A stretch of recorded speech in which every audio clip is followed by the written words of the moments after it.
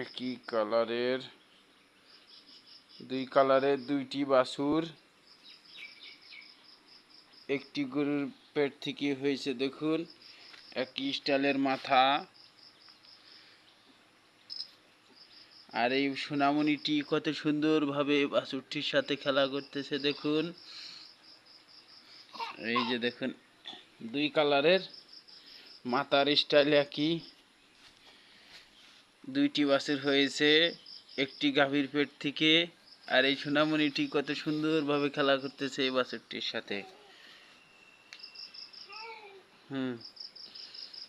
দেখুন